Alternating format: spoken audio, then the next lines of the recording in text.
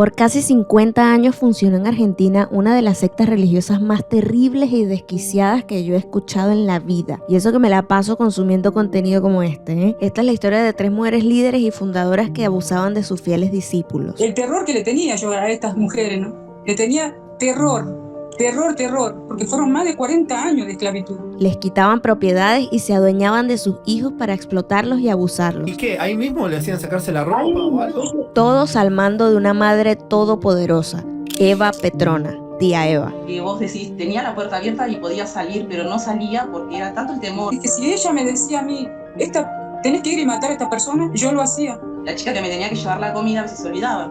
Su mirada estaba perdida y me mira y pone su mano en la boca y se muerde la mano y se saca un pedazo de piel. Ponte cómodo porque te voy a contar la historia del Templo Filadelfia. Y el Dios de paz aplastará en breve a Satanás bajo vuestros pies.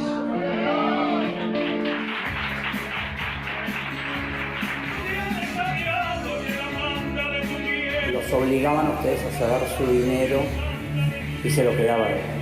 Todo mentira, claro que no. Claro que no.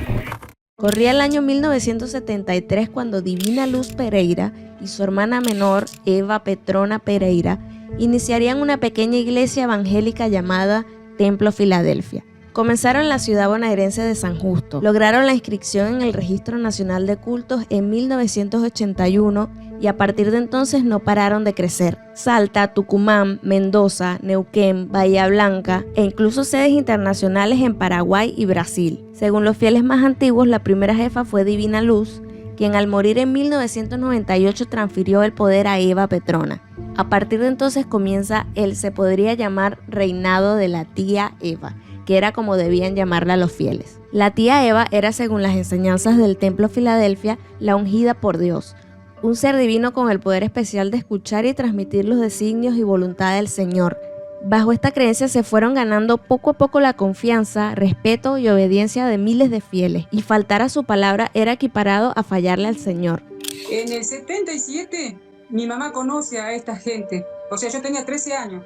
Yo vengo de una familia muy humilde. Ellos vienen a mi casa, le hablan a mi mamá de Dios, que su vida va a cambiar, que Dios le va a bendecir. Y de a poco ellos van hablándole a mi mamá hasta que llega el momento que le piden a mi mamá que entregue a sus hijos para que ella pueda ser bendecida.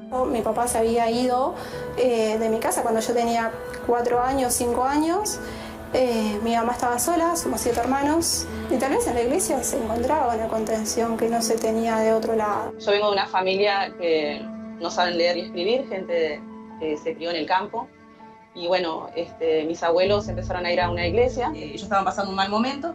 Mi abuela tenía una casa, en el campo, viste que tienen, unas gallinas, muy poquito porque no es que eran granjeros ni nada. Y en una de las fiestas le dicen a mi abuela que mi tía se tenía que quedar, que había cumplido 15 años. Bueno, ahí dar a tu hijo era, wow, es una bendición. Así captaron a familias enteras en situación de vulnerabilidad bajo el pretexto de mejorar sus condiciones de vida. Ella va a estar bien, que va a salir de esa pobreza, que nosotros vamos a tener estudio, sobre todo yo. Y claro, mi mamá, la necesidad la llevó a que, yo digo que debe ser eso, que la llevó a decir, bueno, sí, está bien. La gran pregunta es cómo gente que ha hecho sacrificios para comprarse una casa, para tener una cuenta corriente o lo que sea, entregue todo.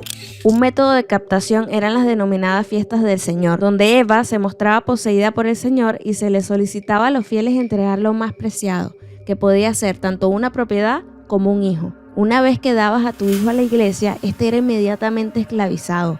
¿Por quién? Por la tía Eva y por Adriana del Valle Carranza, que era la hija de Divina Luz. Los niños o menores de edad eran obligados a trabajar en la elaboración y venta ambulante de productos panificados, albañilería, limpiar casa o hacer labores para otras personas. Y esos ingresos económicos fruto de sus trabajos deberían ser entregados de forma íntegra a la iglesia Filadelfia. Las víctimas eran reducidas a la servidumbre, ya que debían limpiar la casa de toda la familia líder del templo, cocinarles a todos e incluso dormir a sus pies para asistirlas durante la noche. Llegué y hicieron una reunión porque éramos varios que habíamos entrado. Yo era la más chica de todas. Eva decidió quedarse con todos los varones en lo que es el Tenera y Adriana había comprado un lugar y se llevó a todas las chicas. Y abajo estaba la panadería. Me levantaba a las 7 y tenía que ir a limpiar la casa del marido de Eva. ¿Qué edad tenías? 12. Las labores de albañilería eran para el uso y goce personal de las líderes, tal así como la casa que se realizó en un barrio cerrado ubicado en San Miguel del Monte, provincia de Buenos Aires, donde Eva Pereira tenía su hogar de descanso con campos de golf, establo y todos los lujos. Tenía que ir a limpiar la casa de ellos, tenía que cuidar a los nietos de ella. Después de ahí tenía que pasar a la casa de otro de los hijos y ayudar a limpiar todo, más no ayudar, sino yo limpiar todo. Después de ahí tenía que ir y trabajar en la panadería, que hacíamos pan, tortillas, todo eso.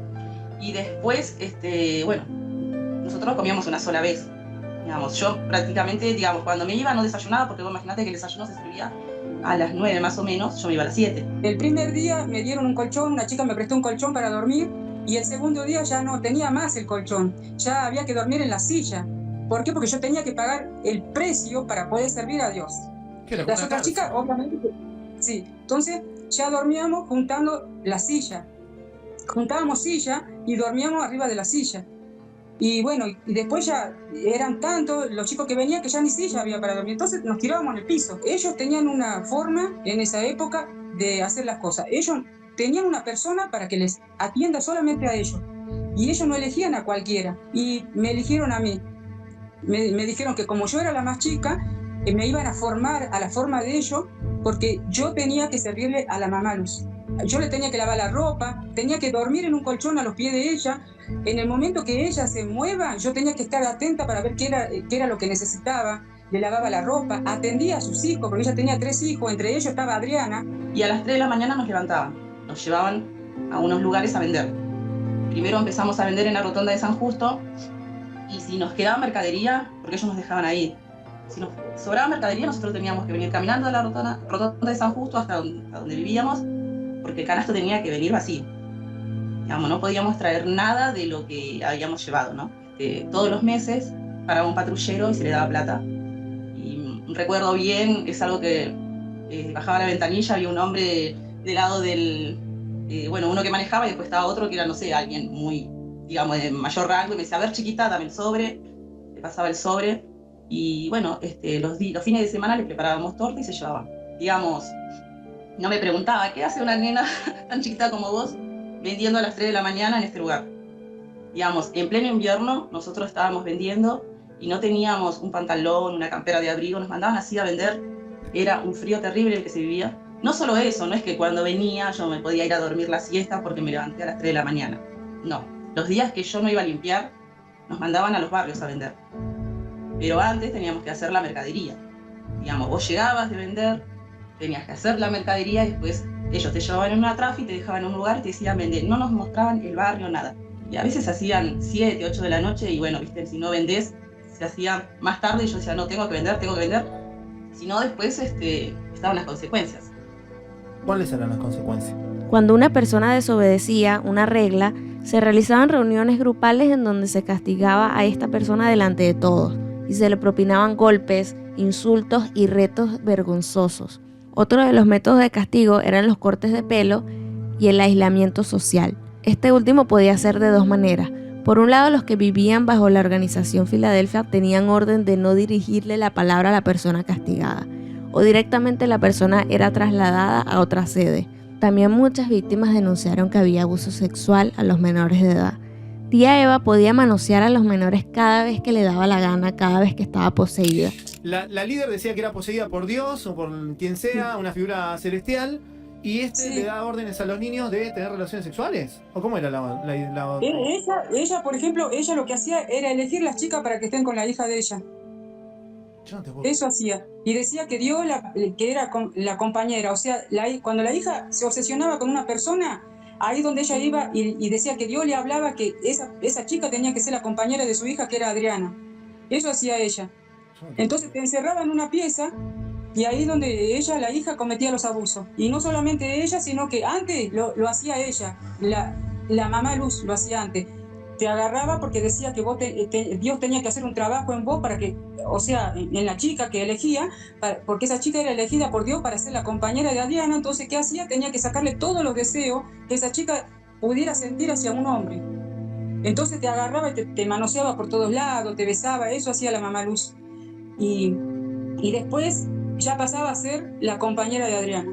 Me pasó en una danza y estaba Luz, que era una de las principales. Ella empezó a danzar y yo te estoy hablando, habría tenido 14 años más o menos, y yo recuerdo que ella empezó a danzar y todos empezaron a correr y ahí ella vino, me agarró, me empezó a abrazar y empezó a lo que es frotarse, ¿no? Y después me empezó a besar, me sentí mal porque imagínate besos por todos lados, fue algo feo para mí.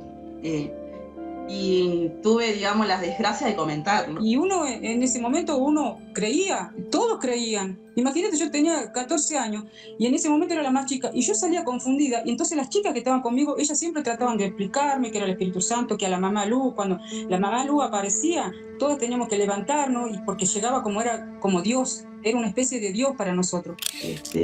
Bueno, ahí, como era un tiro y afloje de que Adriana a veces me quería, a veces no, me voy a la parte donde estaba Eva cuando salí de ahí, y bueno, dormía en el piso. Eva tenía su cama y yo dormía en el piso, para el lado de los pies, y tenía que estar disponible todas las veces que ella quería, ¿no? Si ella quería un vaso de agua, lo que ella quería, yo tenía que estar ahí. Y a veces me despertaba a 3, 4 de la mañana y me decía, bueno, salí, porque entraba uno de los chicos, porque ella decía que tenía que hacer, Dios le había hablado que tal chico tenía que venir porque ese chico se iba a quedar soltero y ella tenía que trabajar en él. Entonces yo tenía que salir, esperar con el frío que hacía, esperar abajo de la escalera o en una parte hasta que ella terminaba con ese chico, de terminar supuestamente de hacer ese trabajo que Dios le dijo. Ella lo llamaba castración espiritual, como que ella tenía, digamos, el don de hacer de que una persona deje de sentir por otra persona, digamos, ¿viste? Quedarse, digamos, así para Dios solo. En esos 15 días de la fiesta se apartaban a las personas. Había gente que, bueno, ella ahí decía quién se casa con quién se queda soltero, quién no. Y los que se quedaban solteros, se hacía una danza a puerta cerrada y ella trabajaba ahí, bailaba. Digamos, era una danza, ¿no? Pero bueno, muy cerca de la persona, frotaba. Y bueno, a veces te decía que no mires, terminaban en el piso. La organización también imponía la formación de parejas que presuntamente eran escogidas por Dios. De estas uniones nacían niños que crecían bajo estas creencias y al crecer eran incorporados al sistema de explotación al igual que sus padres. Así se fue retroalimentando esta organización coercitiva durante todos estos años. El acceso a la salud también era sumamente limitado. Las personas damnificadas rara vez obtenían permiso para hacerse controles médicos e incluso pocos poseían documentación. Una de las cosas que me quedó muy grabada en mi cabeza fue que llegó un chico de 14 años también y tenía diabetes ese chico. Salía a trabajar a las 2 de la mañana. Él llegaba a las 7 de la mañana, llegaba todos los días. Y ese día llegó a las 5 y yo estaba limpiando y me dice, mirá, me siento mal, me dice. Le digo, bueno, están todos durmiendo, no se podía despertar a la mamá Luz ni a la tía Eva porque no se podía. Le digo, acostate acá, le traigo un colchón, le digo, acostate acá. Y a las 8 me fui a hablarle a la mamá Luz, le digo, mire, Alejandro está descompuesto. Bueno, anda a decirle a la Eva. Me voy a decirle a la tía Eva, a las 8:30 aparece ella. Me dice, ¿qué pasa? Y él estaba tirado en el colchón. Y le digo, está descompuesto, no para de devolver. ¿Y qué comiste? ¿Habrás comido algo que te hizo mal? Levántate de ahí, le dice. Se levantó y lo llevó a una habitación donde dormía el hijo de la mamá Luz. En ese momento él no estaba en la habitación, el hijo de la mamá Luz. Lo acuesta ahí y me dice, bueno, voy a la farmacia, vos no entres más ahí. Déjalo ahí, yo ya voy a traer un remedio y vengo. Y él se quejaba y se quejaba. Entonces voy otra vez. Abro la puerta y le digo, ¿te duele mucho? Y eso es una de las cosas terribles que me pasó ahí a mí también. Es cuando prendo la luz y le pregunto si necesitaba algo, y para decirle que ya le iba a pasar, que ya iban a venir los medicamentos, y ya su mirada estaba perdida. Y me mira y agarra, pone su mano en la boca y se muerde la mano y se saca un pedazo de piel. Y entonces yo lo agarro y le digo, no te hagas así. Cuando veo eso, no le salía sangre. Entonces, ¿qué hago? Me quedé re mal y empiezo a retroceder y salgo para afuera. Y apago la luz y me voy. Y me quedé mal. Estaba temblando porque él se quejaba y cada vez más fuerte. Y ahí llegó la tía Eva y me dice, ¿vos no entraste? No entré ahí. Le dije, bueno. Y entra ella y bueno, ahí entraron las dos obviamente y como vieron que ya no, pareciera que vieron que ya no había nada que hacer, agarran y lo llevaron al médico. Y cuando lo sacaron de esa habitación, lo sacaron así a UPA, era un esqueleto, estaba como consumido. No sé, en esas pocas horas como que se consumió. Y cuando llegaron al hospital, lo llamaron a los padres, porque después vinieron y contaban ahí enfrente mío, y dice, sí, lo llamamos, se presentaron los padres y nosotros le dijimos que él estaba bien. Entonces me llama, me dice, vos si los padres te preguntan, vos decirle que no, que a las 8 se devolvió nomás y después que ya lo llevamos al médico. Y cuando llegó allá, ya el chico murió. No. Así que luego de años de terror, llega la primera denuncia el 18 de diciembre de 2018, por parte de una víctima ante el Juzgado de Garantías número 1 de La Matanza, lo que motivó por primera vez una serie de medidas investigativas. El Juzgado Federal número 3 de Morón dispuso el allanamiento de 11 domicilios, la mayoría de ellos en La Matanza. El 17 de mayo de 2019, 25 personas resultaron detenidas. Durante el operativo se secuestraron importantes sumas de dinero en pesos y dólares, cuadernos con anotaciones para la hora de rendir cuentas, documentación de los inmuebles de la organización, campos en donde se implementaban los castigos y se efectuaba la explotación agraria, y gran parte de la familia de Eva Petrona terminó presa como ella. Para empezar, sus 3 hijos varones, Daniel, Fabio y Claudio Aguirre. Eva está mencionada hasta el cansancio en testimonios tomados en cámara Gesell. Incluso se investiga cómo influyó la secta en el suicidio de Johnny, un seguidor al que acosaron y humillaron luego de que les contara que era homosexual. A Eva fue la única que le dieron prisión domiciliaria antes de que empezara el juicio. Donde cumplió su prisión domiciliaria, la van a visitar todos los domingos sus nueras y 2 de sus nietos. Eva decía que soportaba la situación del encierro con la lectura de la Biblia, que le producía paz y le daba fuerzas a nivel emocional. Así que el 23 de octubre del 2024 se inició por fin el juicio oral a las 28 personas acusadas. Las 28 prefirieron permanecer en silencio, entre ellas Eva Petrona, a la cual trasladaron y se encuentra detenida en el complejo federal número 4 de 6. La tía Eva será la única de las principales líderes que pagará a la justicia, ya que Divina Luz y Adriana están bien bajo tierra. Y si hay algo que quiero que quede bien claro, y si es posible lo voy a repetir en cada video, es que cualquiera de nosotros es vulnerable de caer en un grupo sectario, en una organización de estas coercitivas. Cualquiera. ¿Por qué? Porque existen personas malas que atrapan a personas vulnerables. Y nosotros en algún momento de nuestra vida hemos estado vulnerables, somos vulnerables. Suscríbanse para más contenido de este tipo, Guavadark. También tenemos a Guava Travel, que ahí hablamos de geografía e historia, por si les interesa y se quieren pasar. Se vienen muchísimos videos interesantes. Comenten abajo si sabían de esto, comenten ahí, insulten a Eva Petrona, la tía Eva, que se vaya a chingar a su madre. Beso.